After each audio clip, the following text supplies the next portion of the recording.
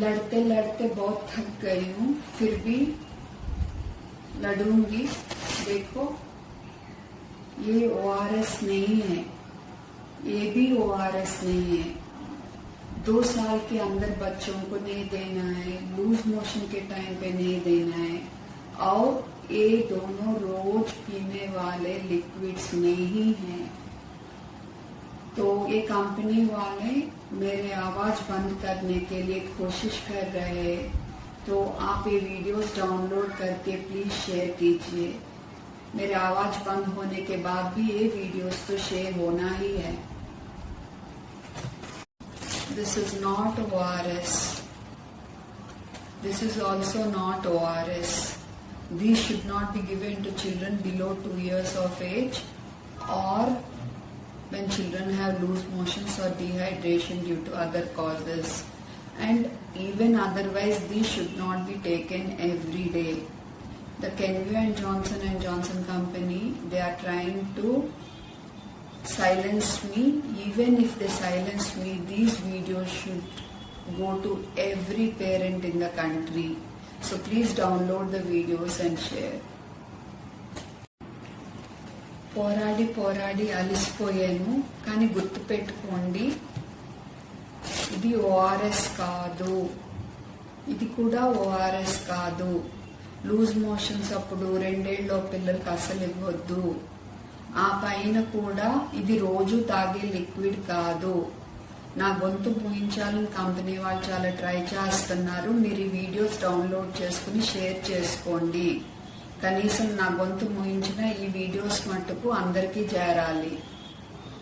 In the bustling pediatric clinic of Hyderabad, where colorful children's drawings paper the walls like a shield against the chaos outside, Dr. Sivaranjani Santosh Saturday one recent afternoon, her voice steady but etched with exhaustion.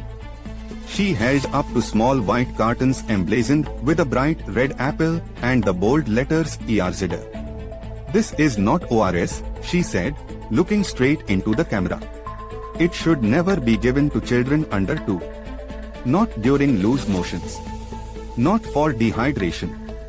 Her words carried the weight of 8 long years, and a fight she refused to abandon, even as powerful corporations tried to silence her. Dr. Sivaranjani had never set out to become a crusader. As a practicing pediatrician, she simply saw too many children arrive in her clinic worse off than when they left home. Parents, frantic during bouts of diarrhea or dehydration, the silent killers of so many Indian kids, would rush to pharmacies and grab what looked like a lifesaver, bright packages labeled ORS or ORSL. These weren't the low-sugar, formula powders that restore delicate electrolyte balance in sick children. Instead, they were sugary electrolyte drinks loaded with up to 10 grams of sugar per serving, far exceeding medical standards. High osmolarity made them dangerous. They could worsen dehydration rather than heal it. Yet pharmacies stocked them right next to real ORS, and shopkeepers, parents, and even some doctors treated them as interchangeable. For years, Dr. Sivaranjani raised the alarm on social media, in clinics, and through relentless advocacy. She documented cases where children suffered after consuming these drinks. She faced skepticism, indifference, even pushback from within the medical community. But in 2022, she took the battle to court, filing a public interest litigation in the Telangana High Court against companies marketing these high-sugar beverages as ORS. Medical associations joined her, the Endocrine Society, FEMA, and dozens of doctor forums, amplifying the cry for truth. It was never about one brand, it was about protecting millions of vulnerable families from confusion at the exact moment they needed clarity most. The tide finally turned in October 2025. After 8 years of persistence, 3 PILs, countless nights of research, and public pressure, FSSAI issued a landmark order. No food or beverage product could use the term ORS or derivatives like ORSL unless it strictly followed the WHO's precise formula. It was a victory for science, for children, and for one doctor who had refused to quit. Headlines called it a national win. Parents breathed easier. Dr. Sivaranjani wept with relief. But the story didn't end there. Johnson & Johnson's consumer health arm, Kenvue, which had acquired the brand, responded with a rebrand.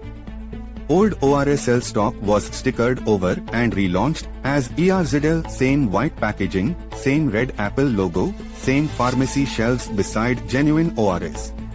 A new version boasted 87% less sugar, with the artificial sweetener sucralose, marketed now as a daily hydration drink. The name itself played on phonetic similarity, Orsal to Erzil. Visuals, fonts, and placement screamed continuity. Dr. Sivaranjani saw the risk immediately. Stressed parents wouldn't read fine print. They'd reach for the familiar box, the one they'd trusted for years, believing it was still the medical solution their doctor once mentioned.